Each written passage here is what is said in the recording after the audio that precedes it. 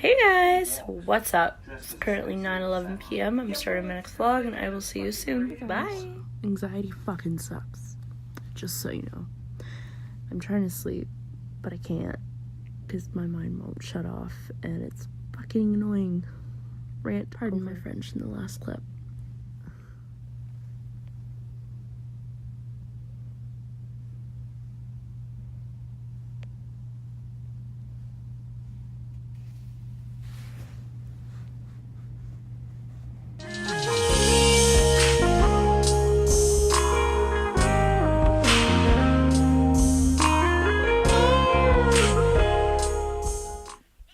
Hey guys, what's up? Drawing, bored. Yeah, I just got home a little while ago. I forgot to vlog. So yeah, I'm probably going to continue this throughout tomorrow as well. So yeah, I'm so tired. My throat is like sore. My tea is cold. I'm not happy about it. This picture's starting to suck. Just, oh my god, I'm like exhausted from last night too. I had like the shittiest sleep known to man. Seriously, I'm so annoyed. Anyway, about to go and pick out an outfit for tomorrow because I have no idea what the hell I'm gonna wear. Let's go back to what you and I talked about on the phone and agreed to 2 days ago, Vince. Okay, so that's what I laid out, and that's what we did. So 2 times he said yes. Yeah, along with everybody else in the room. And we hashed it out in the production meeting, like Terry said, and then we went and had a united front, and I laid the stuff out. And then it was right before coming up on the next taping, 2 weeks later, and I'm thinking, okay, now I originally agreed for the same money and the same trance to be an agent and an on-camera... sockets and just do it that way. It was silly, it was stupid, it was cartoony, made wrestling phony, and it was funnier in retrospect than the fucking rotten material that they give guys now to say on television. Saturday night stuff. But that's not wrestling was my life. Wrestling was what I enjoyed doing. Wrestling, I was a wrestling fan. I considered myself lucky everything I got to do in wrestling. Every time I made an advancement, wow. It wasn't about the money. It wasn't about a career. It was about the wrestling business. When I was working full-time in wrestling on the road every day, if I had a couple of days off, I caught up on the wrestling business, all the territories that I would get paid of it. I was going to get some money.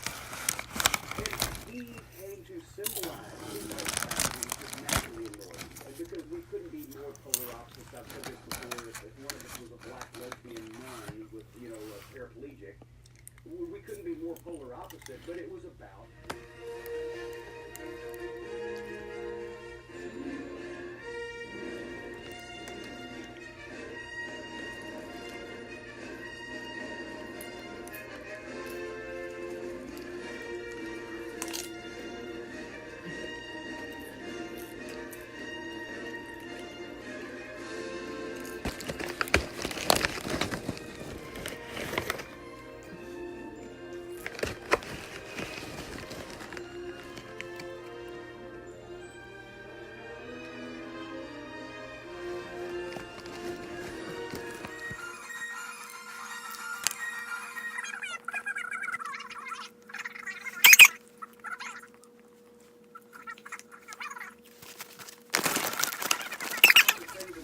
in the news that day, so people would know that our voices were live when we're obviously seeing tape from fucking Germany that's badly lit and poorly fucking shot. So anyway, nobody watched the thing. It fucking sucked. Bruce has left a message. I come in fucking late and they look at me like I got the turds hanging in my mouth, and Vince is fucking mad at everybody. He's mad at everybody for showing a fucking show that most people thought was going to suck to begin with if they told the fucking truth about it. And that's when Russo's like, I told you so. And that's when he said, well, this guy must know what he's talking about because he's the only one that wasn't involved in it.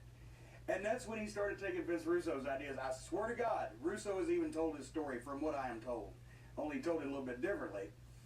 But that's, yeah. So then he starts listening to Knucklehead because Knucklehead's like, oh, well, see all these phony cartoon characters like Honky Tonk Man and all this other shit.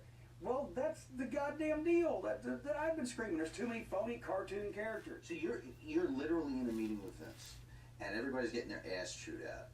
And kind of like the favorite in class, he says, "See, this is what," and right there, it's well, he didn't say C, but basically it's C. Yeah, that's when Russo got influenced because Vince just got mad one day and went off in a 180-degree direction, as he does sometimes. That everybody else was the shits because this one show nobody fucking liked. That was the what's the opposite of Apex? The low point. The lowest rating ever for a Raw, while the other guys were kicking ass.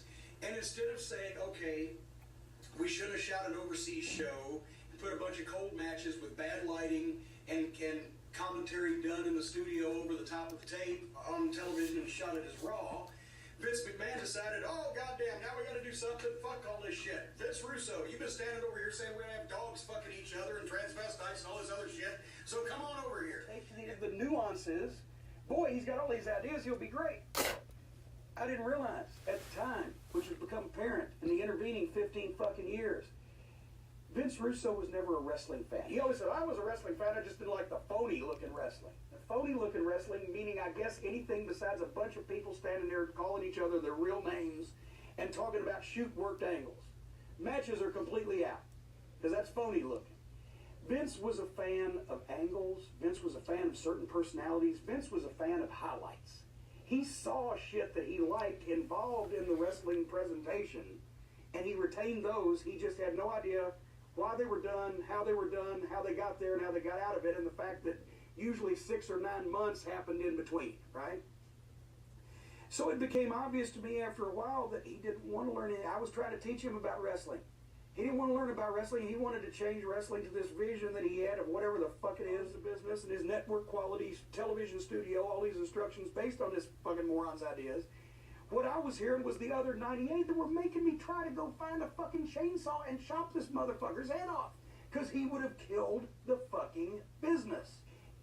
It was like watching an idiot savant just rattle off shit. All I could hear, it was like the fucking kid that can read thoughts in the movies, in the science fiction movie, right when they're in the crowded room and all of the, I'm hearing all these stupid fucking ideas and I can't filter them. It just made me want to do this.